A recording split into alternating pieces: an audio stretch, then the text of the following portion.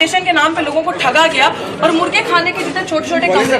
फिर सर मुझे जरूर बताएं जो आपका स्टेटमेंट जो आप अभी संविधान बचाने के बाद जस्ट आई हर्ड कि आप कह रहे हैं कि संविधान को बचाना है। सर बहुत अच्छी बात है, संविधान कैसे बचेगा सर? गरीब जनता के लिए तो आपका स्टेटमेंट है कि आरक्षण जो है SC BC का वो आर्थिक आधार पे होना चाहिए, वो कास्ट क्रीड पे नहीं होना चाहिए। ये बहुत ऐसी चीजें सर। और दूसरा चंडीगढ़ में तो सर आपकी गठबंधन है कि ठगबंधन है सर, मुझे समझ नहीं आ रही थी। एक रेड लाइट पे बाहर चले जाओ तो एक रेड लाइट पार कर लो तो पंजाब के अंदर आ जाओ तो आपका गठबंधन है। तो ये चंडीगढ़ में कैसा ठगबंधन है सर? वहां पे तो एक दूसरे की आप बुराई करें सर, यहाँ पे आ जाए तो यहाँ पे आप कहते हैं कि हम दोनों एक हैं, हम दोनों को आप वोट दीजिए, हमने इतने अच्छे काम किए। वो झाड़ू वाले अपने वोट गिनाते हैं, यहाँ पे आप अपना काम गिना रहे हैं। लेकिन मैं चाहती हूँ सर, जिन कॉलोनियों में मैं गई सर, आप जिस गाड़ी में बैठते हैं बिस्लरी का पानी पीते हैं, with all due respect sir, उन कॉलोनियों में चलिए मेरे साथ धनास में, चलिए मेरे साथ मलोया में सर, चलिए वहाँ पे पानी की हालत देखिए sir. They can't drink that tubewell वाला पानी, नहर का पानी वहाँ सर कांग्रेस ने बंद करवाया। सर ये किस तरीके की ठगी है जो लोगों के साथ हो रही है? मतलब मैं चाह रही हूँ कि sir I think we should have a good conversation and open debate. जो मुझे नहीं नजर आता कि आज संजय टंडन जी के अंदर इतनी हिम्मत है वो डिबेट कर सके, लेकिन आपने चैलेंज किया। मुझे लग रहा है कि एक नेशनल पार्टी के कैंडिडेट को अच्छे खासे तरीके से एक इग्नोर किया जा रहा है। मुझे लगता है कि हम दम रखते हैं, पोटेंशियल रखते हैं, क्योंकि हम काम के बेसिस पे बात करते हैं। सर मुझे ये 3 चीजों का जवाब चाहिए। सबसे पहले तो सर ये जवाब दे दीजिए, जो SC BC के रिजर्वेशन पे आपने बात कही है कि आर्थिक बेसिस होना चाहिए। पहले तो आपका बहुत बहुत धन्यवाद, thank you so much sir, कि आप यहाँ पे आए। आप में ये हिम्मत है, ये शिद्दत है कि आपने अपने आप स्वयंभू आकर हमारी जो प्रेस वार्ता है उसमें शिरकत की। आपका बहुत बहुत धन्यवाद। मुझे अखबार में पता लगा कि शायद जब आपको तोला जा रहा था तो कंडा आपके सिर पे गिर गया था, तो मैं आशा करता हूं कि आप पूरी तरह से स्वस्थ हो। तीसरी बात मैं आपको कहना चाहता हूं, देखिए संविधान में शेड्यूल्ड कास्ट और शेड्यूल्ड ट्राइब्स का जो आरक्षण है वो संविधान ने सुनिश्चित किया। उसके बाद जो OBC का आरक्षण है वो एक ऑफिस मेमोरेंडम 1990 में विश्वनाथ, मैंने आपको इंटरप्ट नहीं किया, 1990 में विश्वनाथ प्रताप सिंह जी की सरकार ने निकाला। उसका संशोधन करके 1991 में जब डॉक्टर नरसिम्हा राव की सरकार आई, आप तो शायद दिल्ली विश्वविद्यालय में प्रोफेसर भी हैं तो आप जानती होंगी कि उसका अनुमोदन करके PV नरसिम्हा राव जी की सरकार ने उसको निकाला। और उसके बाद वो मामला सुप्रीम कोर्ट में था और 1993 में सुप्रीम कोर्ट ने उसके ऊपर मोहर लगाई और जो OBC का आरक्षण है 27% उसको अप्रूव किया। इसके अलावा कई ऐसे प्रदेश हैं हिंदुस्तान में जहां पे जो आरक्षण है वो 49% से ज्यादा है, जैसे तमिलनाडु में आरक्षण ऑलमोस्ट 67% है। सो इसलिए जहां तक आरक्षण का सवाल है और कांग्रेस पार्टी का स्टैंड है, कांग्रेस पार्टी का और बाकी पार्टीज का स्टैंड बिल्कुल क्लियर है। My stand is absolutely clear. My stand is the stand of the Indian national Congress and Indian national Congress जो है, आप सबको देसी भाषा में समझाना चाहती है, वो संविधान के विरुद्ध काम कर रही है, लेकिन संविधान को बचाने की बात कर रही है। वो आरक्षण के विरुद्ध काम कर रही है कि आरक्षण का बेसिस जो है आर्थिक होना चाहिए, आरक्षण का बेसिस आर्थिक होना चाहिए। कि इनका स्टेटमेंट है, मैं आर्टिकल दिखा देती हूँ। ठीक एक दिन पहले, कुछ दिन पहले, बिल्कुल मोहन भागवत का सर प्लीज आपको कमेंट करना बंद कीजिए सर। आप ये बताइए, सेंसेशन क्रिएट नहीं कर रहे सर, हिम्मत है डिबेट की। डिबेट ऐसे नहीं होता। डिबेट कैसे? आप बताइए,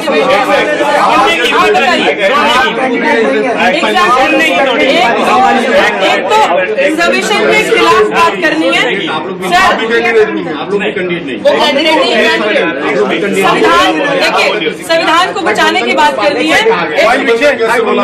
बिल्कुल गठबंधन नहीं, गठबंधन नहीं, आम जनता की, वेरी नाइस, आम जनता की नजर में जब पंजाब में आप इलेक्शन फाइट कर रहे हैं, इलेक्शन फाइट बिल्कुल ये है इनकी, क्योंकि इन्हीं लोगों के पार्टी से स्टेटमेंट आती है कि यूपी बिहार के लोगों को चंडीगढ़ से निकाल देना चाहिए। तो ये मायावती जी की स्टेटमेंट है, सुन लीजिए कि मायावती एक वुमेन का ये लोग रिस्पेक्ट सामने खड़े होकर नहीं कर सकते। और ये मायावती जी पे आप, मायावती जी जब सड़कें नहीं थी ना, वो महिला सड़क पे थी, आप उनके बारे में बात नहीं करें। आप तो चंडीगढ़ में रहती नहीं है, मैं तो पैदा हुआ चंडीगढ़ में, आपको तो मैंने पहली बार चंडीगढ़ में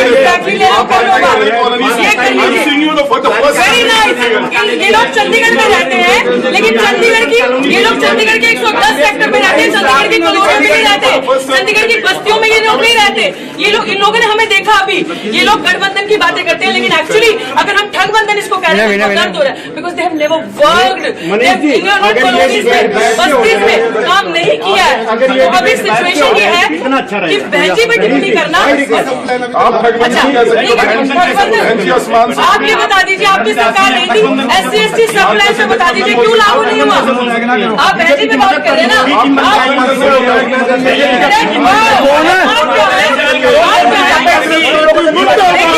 इनके पास कुछ नहीं है। अब हम बीजेपी की बी टीम बता देंगे ये काम पे ठगबंधन, जनता को ठगना, जनता के लिए काम नहीं करना, कॉलोनियों। ये लोग चंडीगढ़ 1 से 10 सेक्टर का दिखाते हैं, ये लोग बस्तियों का चंडीगढ़ नहीं दिखाते। जो चंडीगढ़ कॉलोनीज में बस्तियों बसता है, डंपिंग जोन खाली बीजेपी की देनी थी, कांग्रेस की देन भी थी, और दोनों ही एक थाली के चट्टे पट्टे हैं। दोनों ने गरीबों के लिए कुछ नहीं किया। अब गरीबों के लिए मात्र एक आरक्षण ऐसी चीज थी जिनका उनके साथ अपलिफ्टमेंट हो सकता है। वो सोशली ऑप्रेस्ड, जो बैकवर्ड रह गए, जिनका सदियों से अत्याचार हुआ, जिनके साथ जिनका शोषण हुआ, उनको एक ऊपर उठने के लिए मात्र एक अपॉर्चुनिटी मिली। ये कह रहे हैं कि कांग्रेस का स्टैंड है, इट मींस कांग्रेस का स्टैंड एंटी रिजर्वेशन स्टैंड है, कांग्रेस का स्टैंड दलितों के खिलाफ है, कांग्रेस का स्टैंड बिग बैकवर्ड समाज के खिलाफ है। गिनती करो का ड्रामा करके ये लोग अब ये दिखा रहे हैं कि हम लोग एंटी इन सारी चीजों के हैं। बहन जी भी टिप्पणी करना बदर, इनके पास और कुछ नहीं है, मुद्दों में बात नहीं करेंगे। चलो मेरे साथ उन बस्तियों में, जिन बस्तियों में मैं जा रही हूँ, लोग रो रहे हैं स्किन डिजीजेस से, जो डंपिंग जोन बना है यहाँ पे डिड्डू माजरा के पास, लोग रो रहे हैं सांस की बीमारी से, लोगों के पास गंदा पानी, ट्यूबवेल का पानी पी रहे, नहर का पानी किसने नहीं दिया। These are the issues. बड़े बड़े जार्गनाइज्ड लैंग्वेज समझ नहीं आती गरीब जनता को, गरीब जनता जिसका वोट लेके ये लोग सरकारें बनाते हैं, भाजपा और कांग्रेस यहाँ पे। और मैं क्यों ना कहूँ मालिकाना अधिकार इतने देर से सुनिए, मैं क्यों ना कहूँ ये ठगबंधन, जनता को ठग नहीं रहे तो और क्या हो रहा है।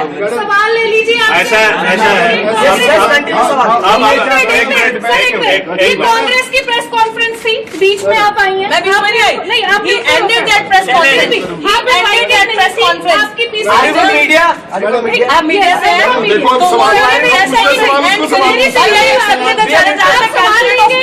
सवाल लेंगे, आप सवाल लेंगे, ऑफ कोर्स लेंगे, बट सवाल लेंगे,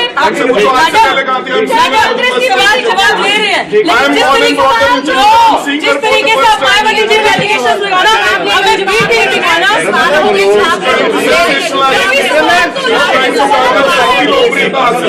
5,000 वोट मिलेंगे।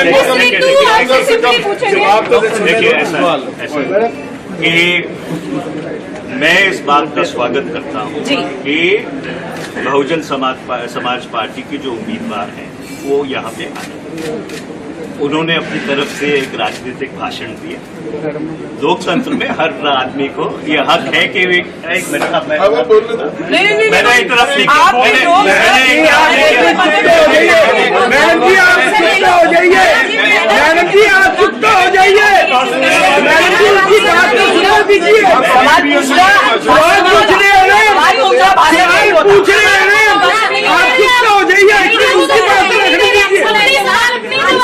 आपने भाषण देना बाहर जाके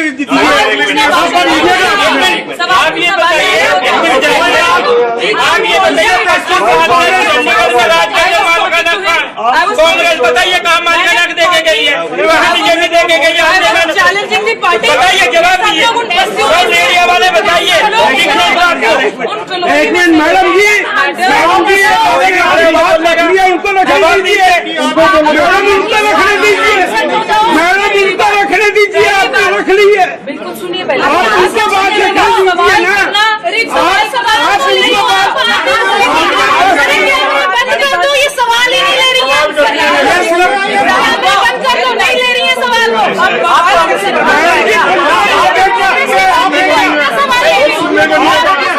सुनिए आपका एप्रिशिएट पर आए, लेकिन आंसर तो लेने दीजिए।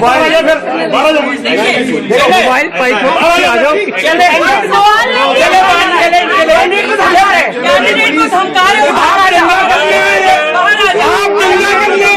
इनके बाद जवाब करने कांग्रेस राज करके चली गई, इन्होंने मालखाना हक नहीं दिया कॉलोनी वालों को।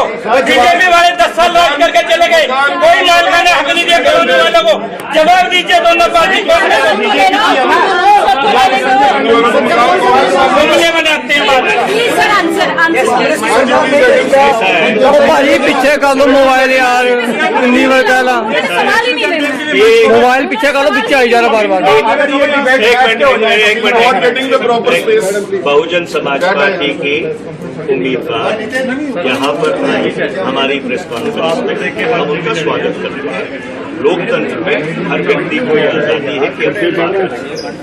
मैं साफ तौर पर यह कहना चाहता हूं कि जो पूरी इंडिया अलायंस है वो भारत के संविधान को बचाने की लड़ाई लड़ रही है।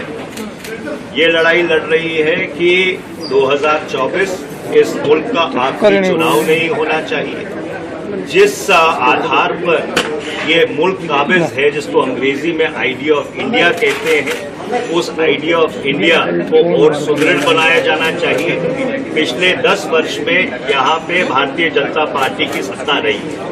अगर कोई जवाबदार है तो भारतीय जनता पार्टी जवाबदार है। उनकी 4 इंजन की सरकार रही, ऊपर गृह मंत्री, नीचे राज्यपाल, उनके 10 साल से सांसद, 8 साल उनका कॉरपोरेशन के ऊपर कब्जा, और पिछले 10 वर्ष में चंडीगढ़ का कोई विकास नहीं हुआ। अगर यहाँ पे लोगों को कॉलोनीज में रीसेटल किया गया, वो काम कांग्रेस पार्टी ने किया। अगर यहाँ पे हाउसिंग बोर्ड के मकान दिए गए, वो भी कांग्रेस के जमाने में हुआ था। और इससे अगर मैं पीछे जाऊं, ये पंडित जवाहरलाल नेहरू की कल्पना थी कि जब वो यहाँ पे आए और ये इस चंडीगढ़ शहर की जो सबसे आधुनिक शहर है पूरे हिंदुस्तान में, उसकी संरचना की गई। तो इसलिए जब से चंडीगढ़ बसा है तब से लेकर आज तक चंडीगढ़ के संदर्भ में कांग्रेस पार्टी की इंडिया अलायंस की जो उपलब्धियां हैं वो अनेकों हैं, जो अगर मैं गिनाना शुरू कर दूं तो शाम के 6 बज जाएंगे। और इसलिए मैं ये कहना चाहता हूं कि इंडिया अलायंस बिल्कुल पूरी तरह से जीत की ओर अग्रसर है।